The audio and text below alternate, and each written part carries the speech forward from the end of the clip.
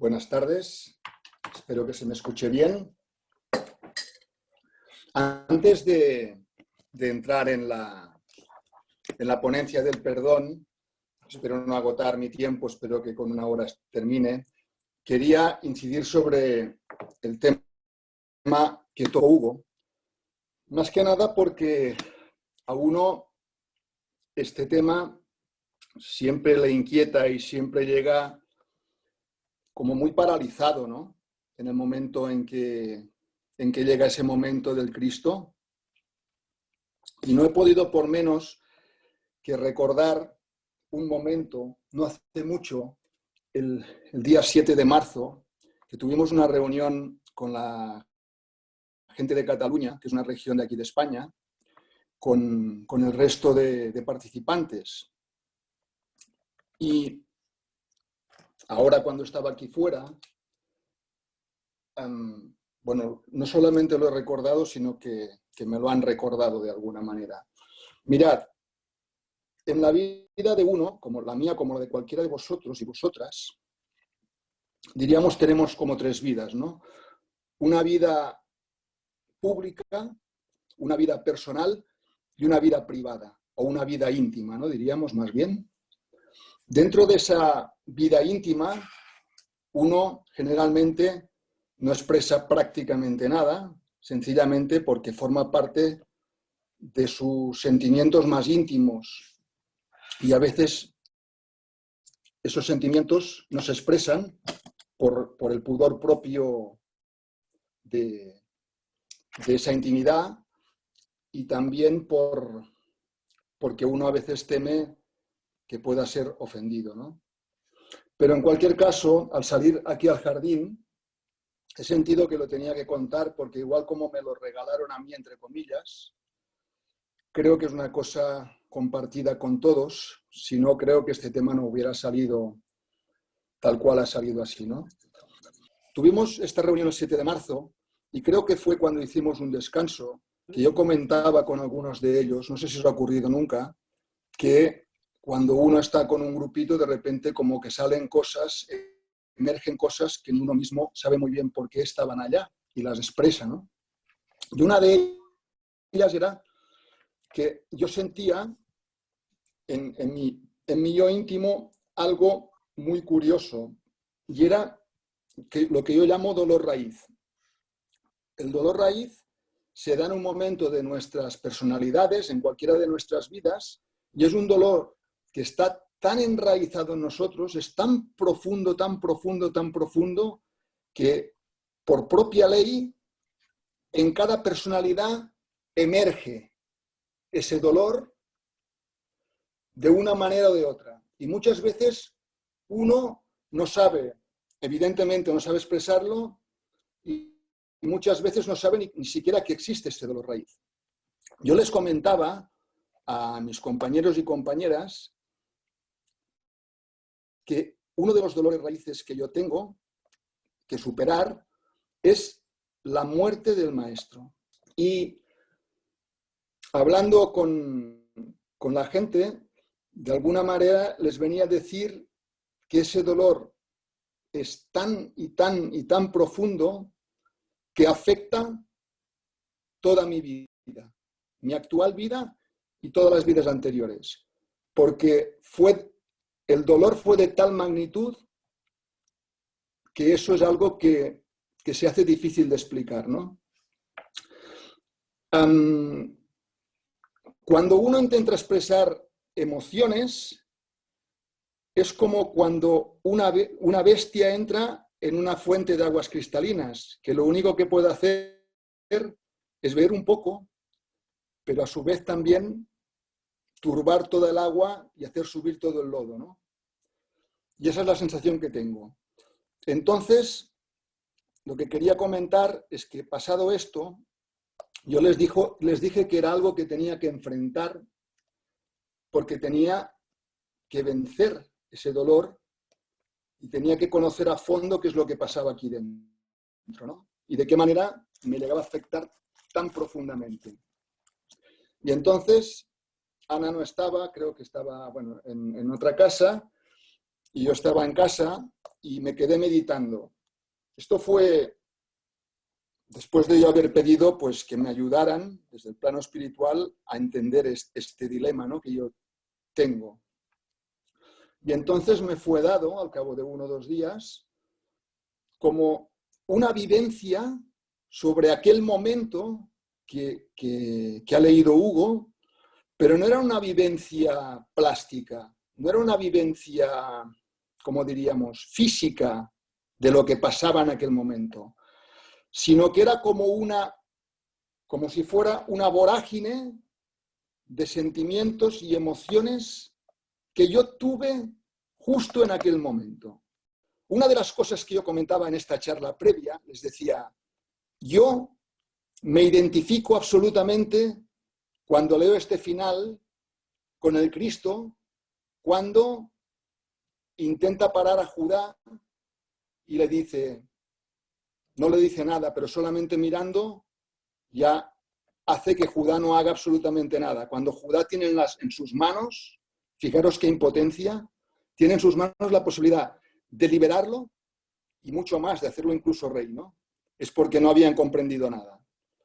Jesús con una mirada lo desarma y hace que todo aquel poder que tenía Judá en sus manos desaparezca, se desvanezca. Y en aquel momento yo me identifico absolutamente con Jesús. Pero justamente cuando Jesús fallece, justo en aquel momento que Judá está a punto de clavarse la daga en el cuello, justo en aquel momento yo me identifico absolutamente con Judá. Me identifico con él cuando se quiere matar, me identifico con él cuando quiere matar a los otros y me identifico con él con todo lo que hace a partir de entonces.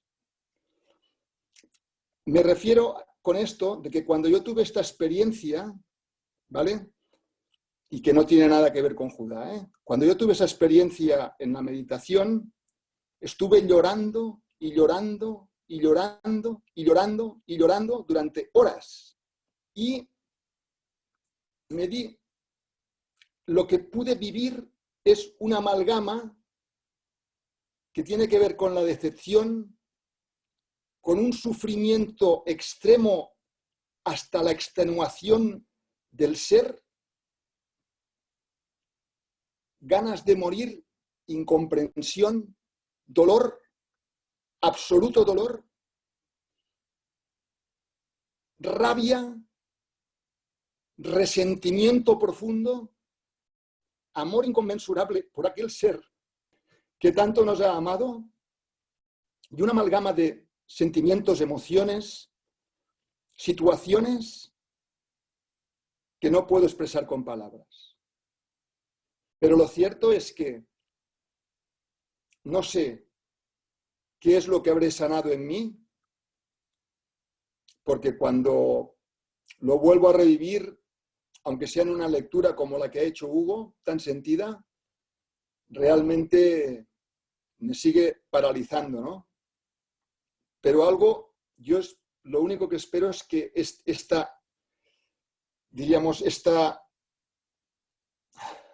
emerger de emociones profundas, profundamente enraizadas en mí, haya servido para algo, que no haya sido solamente remover las aguas profundas de mi ser, de lo más profundo, y se hayan quedado otra vez como un pozo en mi inconsciente o en mi subconsciente, sino que hayan dado un paso más y que eso me ayude a comprender mejor las situaciones de sufrimiento, de dolor extremas, como es el caso que os estoy hablando, ¿vale? Eso es lo que os quería expresar.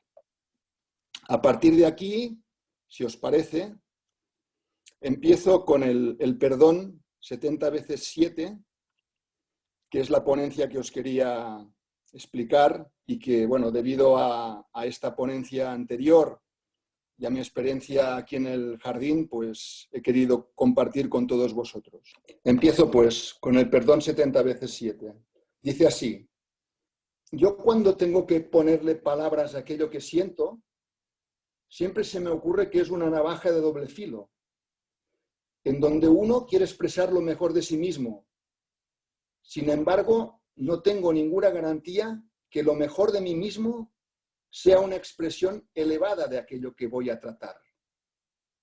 Por ello, siempre aconsejo al oyente que esté atento a su propio sentir y recoja aquello que entienda le pueda hacer bien y rechace aquello que no sienta o comprenda.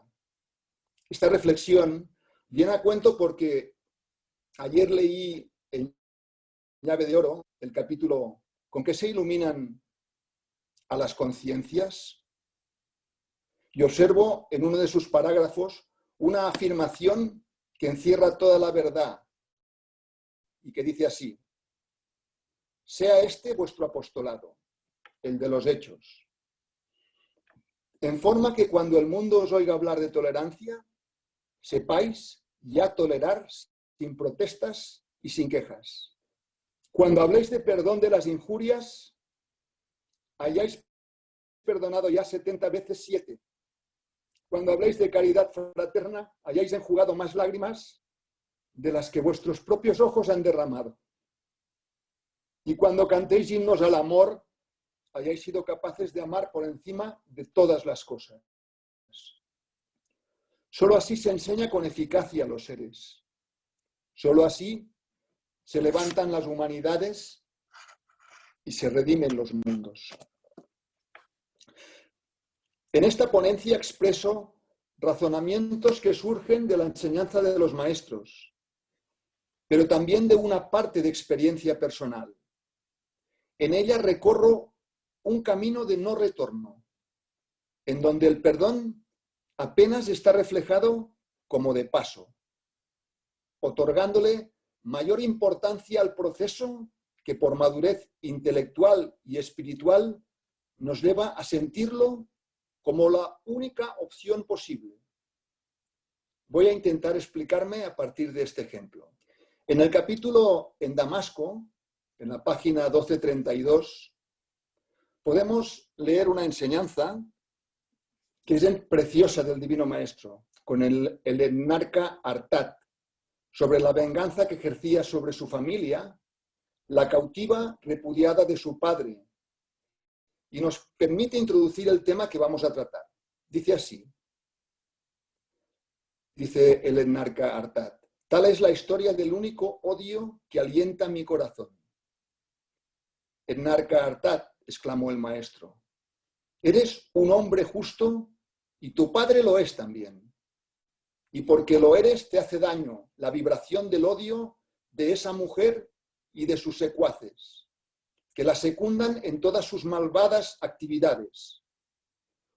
¿Cuántos son los prisioneros del peñón de Ramán? No lo sé a punto fijo, pero si aguardas un momento te lo diré. Llamó a su jefe de guardias y le ordenó averiguarlo. Un momento después, Yasua sabía que los incendiarios eran 32. ¿Quieres, etnarca, ponerme en contacto con ellos?, preguntóle Yasua con gran serenidad. El etnarca se acercó a Yasua y en voz muy baja le dijo: si con tus poderes puedes matarlos sin rastros de sangre, hazlo, que así terminaremos este asunto y mi padre nada podrá decir. Te engañas, etnarca, te engañas. Vivos o muertos, su odio te alcanzará de la misma manera. Y puedo decirte que muertos pueden hacerte más daño todavía.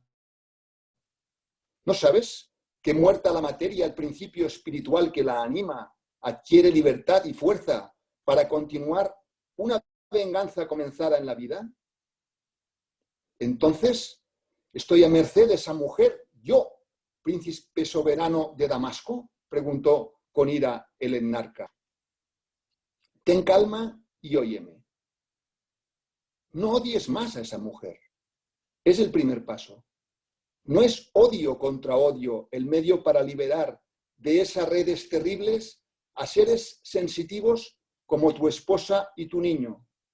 No la odies más, perdónala. Profeta, gritó el etnarca fuera de sí, ¿te burlas de mí? A un hijo de Arabia le pides perdón para un enemigo que ha traído la desolación, el hambre y la muerte a su patria y que como un reptil venenoso ha osado llegar con sus seducciones hasta mí, hasta mi tálamo nupcial para deshonrarlo. Cálmate, Narca, díjole Yashua, con su voz más dulce y tomándole una de sus manos. Quiero traer la salud, la paz y la dicha a tu casa. Quiero ver tu esposa feliz a tu lado y que tu hijito, como un ángel de Dios, te sonría dichoso de que le hayas llamado a la vida. Quiero que todo florezca en torno tuyo.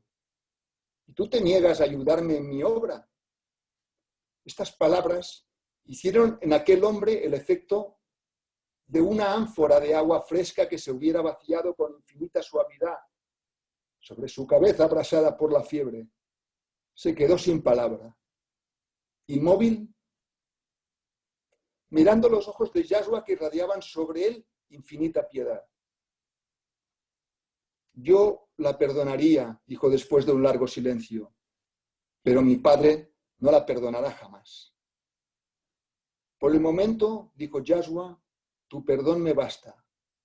Ahora empiezas a vencer a tu enemiga, porque antes te has vencido a ti mismo. Si observamos cómo actúa la ley divina, llegamos a entender que si somos inocentes, nada debemos temer, puesto que esa inocencia permite y obliga a esa ley universal a protegernos ante cualquier ofensa. Sin embargo, a lo largo de nuestra existencia, nos encontramos delante de situaciones que nos hieren, nos perturban o nos ofenden. En tal caso, ¿qué es lo que deberíamos observar? Primero, si existe tal inocencia por parte nuestra, o por el contrario, los acontecimientos nos indican que en algún punto hemos traspasado los límites que han desajustado nuestro equilibrio respecto a la ley y, por lo tanto, hemos de equilibrar aquellas trayectorias que fueron lanzadas por nosotros en nuestro pasado, en donde realizamos actos que estuvieron disconformes con la ley universal de la armonía y el equilibrio. Y, por lo tanto, la ley actúa sencillamente como elemento equilibrador, puesto que nada puede estar en desarmonía con el universo. Y es ella la encargada de regresar al orden establecido hasta que el impulso de nuestro lanzamiento, la causa, agota su trayectoria, el efecto. Si en nuestra experiencia somos conscientes que existe un orden perfectamente establecido, en donde cualquier acto, palabra, pensamiento o emoción tiene una repercusión en un universo que es sensible a cualquier expresión, como bien podemos leer en el capítulo de Arpas Eternas, el diario. Dice así: ¿necesitas acaso de que yo te lo pida para remediarles? Tú lo sabes, lo ves y lo sientes todo. Porque todos somos como las hebras del cabello de tu cabellera, de luz que todo lo penetra y lo envuelve. Todos ellos viven en tu amor, Padre mío eterno, y tú vives en ellos porque son tuyos como lo soy yo para toda la eternidad. Siguiendo con el argumento anterior, bien podemos comprender que en su origen el único responsable de todo aquello que nos ocurre somos nosotros mismos. Bien lo conceptuemos como algo bueno o malo, y que únicamente podemos recibir aquello que merecemos, en función de la ley del libre albedrío, que es sagrada para todos, y que actúa otorgándonos entera libertad en las causas, pero que inevitablemente nos encadena a los efectos. Tomamos conciencia cuando experimentamos estos mecanismos del universo en carne propia, que se dan indefectiblemente en todas las circunstancias, en todos los mundos y planos. Nos situamos en una comprensión científica de la vida en sus más variadas manifestaciones. Los reinos mineral, vegetal, animal y humano están sujetos a ciertas leyes físicas, dinámicas, matemáticas, etcétera, que a su vez forman parte de un compendio de leyes de elevada espiritualidad que rigen el universo y que no alcanzamos a comprender porque todo lo observamos desde una perspectiva antropomórfica y además ajustado a nuestro espacio-tiempo que nos limita y nos empobrece. Es por ello que la ciencia espiritual de los maestros de divina sabiduría viene a llenar el vacío de la ceguera humana. Durante años hemos estudiado, analizado, nos hemos emocionado y llorado como nunca con la obra, que es un don del cielo extraído de los archivos de la luz eterna, que nos ha conducido hasta el Cristo y ha sido el detonante que ha transformado nuestras vidas. Y cuando a través de su lectura llegamos a las enseñanzas del maestro Antulio, magistralmente sintetizado en la obra Moisés en el capítulo El hierofante y Sesi de Sais, o por ejemplo en Arpas Eternas 2 en el capítulo En el Monte Or, para poner dos ejemplos de los cientos que podemos señalar, no podemos por menos que pensar que es un privilegio poder leer y sentir todo lo que nos expresan y enseñan, pero que este privilegio también supone una responsabilidad. La voluntad divina, pues, está en todo aquello que nos rodea, incluso aquello que nos parece absolutamente disgregado y desordenado. Está subordinado a lo alto, al orden y a la armonía universal. Nuestra vida es apenas una motita de polvo lanzada a la inmensidad de Dios. Y todos los acontecimientos que en ella ocurren son precisos, puntualmente guiados por fuerzas invisibles que nosotros hemos activado. Justo en este punto, donde reconocemos que nada es azar, se hace necesario tomar conciencia que cualquier acción ajena que juzgamos como una ofensa activa subconscientemente en mí un mecanismo de defensa primario, bien sea para atacar o para huir, y deja en mí un rastro de dolor más o menos profundo, que genera un resentimiento hacia aquella situación o persona. Este resentimiento obedece a mecanismos ancestrales de nuestra personalidad humana más elemental, que en su momento nos era útil, pues permitía detectar el peligro y su activación permitía nuestra supervivencia. Hoy, este mecanismo de defensa no tiene razón de ser, pues su función ya no es necesaria y la evolución tiende a eliminar aquello que ya no nos sirve. En este proceso donde la personalidad más primaria actúa con automatismos instintivos, nuestros resortes conscientes realizan un esfuerzo de colosales proporciones, pues se genera un choque o una contradicción entre aquello que sabemos y aquello que hacemos, que origina un conflicto interior que nos causa dolor, que conecta con otro mecanismo de defensa instintivo al sentir dicho dolor, como es la huida. Bien enterrando nuestra capacidad de sentir las emociones, o bien con elementos de distracción que nos desplazan hacia afuera, entrando en una espiral descendiente que nos aleja de la raíz. Si observamos atentamente esta incoherencia entre aquello que pensamos que debe ser, aquello que sentimos y finalmente aquello que hacemos, está constituido por un equilibrio de fuerzas que responde a elementos que ya están construidos por estratificación en nuestro subconsciente y que hemos ido acumulando a través de nuestras experiencias a lo largo de siglos y siglos, que a modo de resorte emergen ante un conflicto, mientras aquello que conscientemente aprendemos ahora está en fase de construcción y aún no actúa a modo de automatismo, por lo que su proceso de maduración es mucho más lento.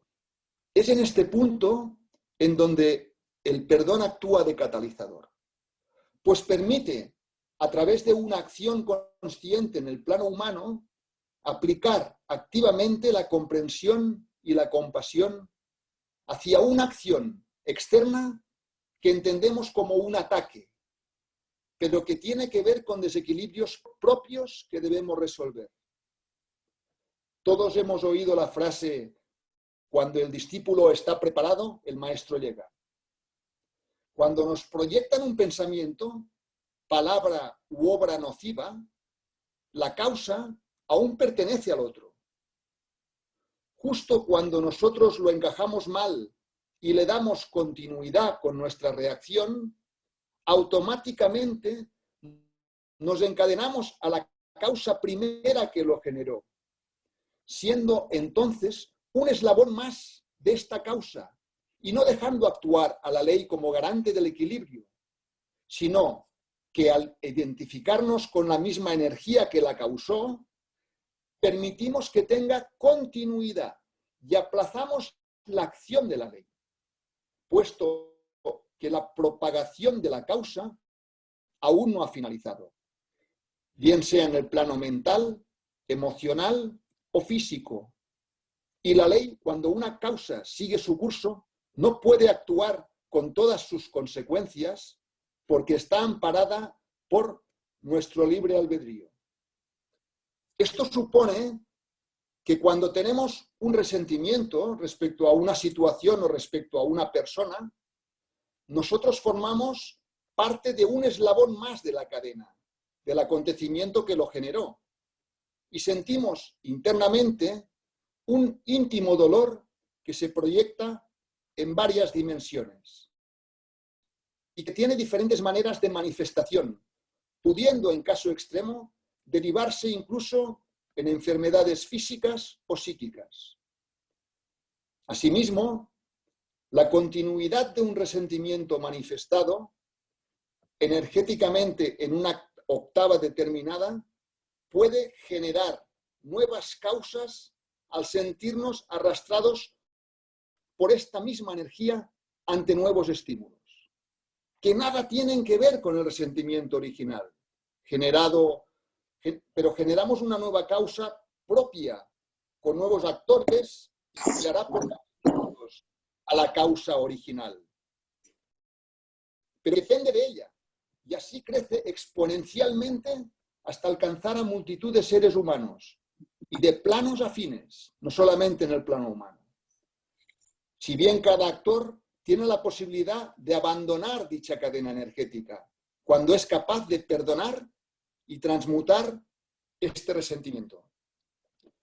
Así que nuestra capacidad de encajar una energía disonante o perturbadora, sin que afecte a nuestra actitud esencial y por lo tanto que no se manifiesta al exterior, se diluye en nuestro campo emocional y trasciende su campo energético, lo que permite al ser que la transmuta inmunizarse y fortalecerse cada vez más ante la manifestación de energías semejantes.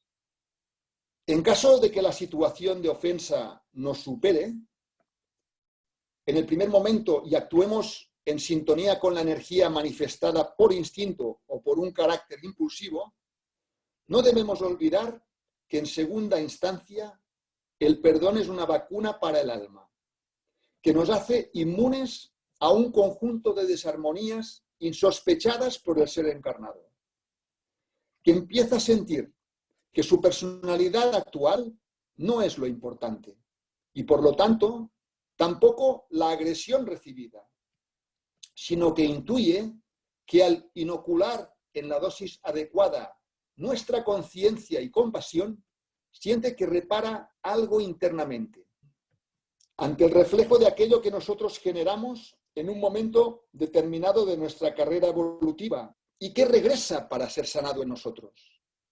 Si así lo hacemos, generamos una corriente energética radiante tan potente que se expande por afinidad en la octava que corresponda y que purifica y sana. Está expresado en estas palabras del Cristo: el que quiere venir en pos de mí, niégase a sí mismo, cargue con su cruz y sígame. Esta octava, que no reconoce otro autor que la onda simpática que la ha generado, se extiende a tantos otros seres que se pongan en condiciones de sanar su propio resentimiento. Y esa onda es aprovechado por los planos superiores más inmediato para colaborar delante de circunstancias adversas al lado de esa fuerza generatriz de esta corriente, para actuar decisivamente en casos de necesidades diversas. No podemos medir la correlación de fuerzas que generamos y que, si está bien encaminada, pueden colaborar en el plan divino de regeneración y de justicia, que también se expresa en el capítulo de la llave de oro, artífices del pensamiento. Dice así: dioses creadores seréis si con la onda luminosa de vuestro pensamiento de amor sabéis recoger fuerzas vivas en sus inmensos planos, que solo esperan el impulso de vuestro mandato mental para convertirse en tiernos niños alados, los amorcillos de la antigua mitología, los querubes o ángeles guardianes de las edades modernas, las hadas o genios benéficos de las leyendas medievales, para servir de nimbo protector y benéfico a vuestros seres amados. Hombres conscientes de la fuerza magna del pensamiento. Sed pequeños dioses creadores del bien y de la justicia, de la paz y del amor entre los hombres, en contraposición a los genios, creadores también, para su mal, de las tenebrosas entidades que obstaculizan y tuercen los caminos de los hombres.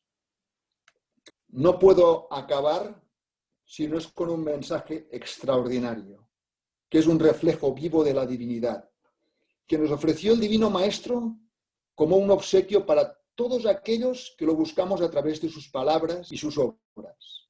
Y dice así: ¿y dónde encontraremos el amor?, me preguntáis también con vuestro ansioso pensamiento.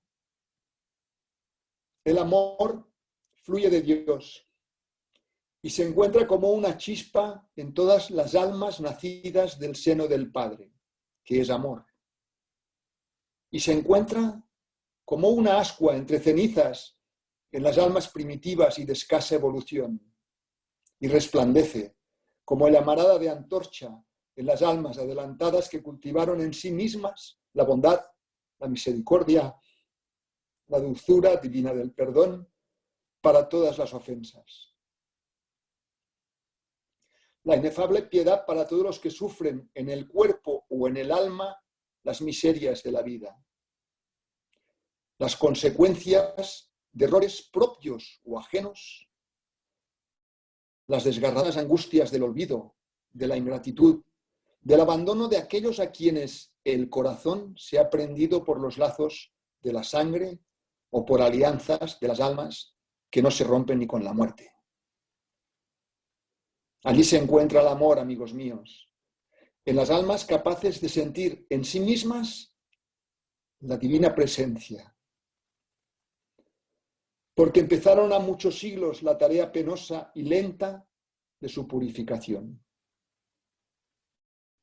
La esencia purísima del amor, emanación de la divinidad, no es perfume que se obtiene en un día, no es flor que se corta en un instante y se prende sobre el pecho, no es luz de cirio que se enciende en un momento, ni es manantial desbordado de repente.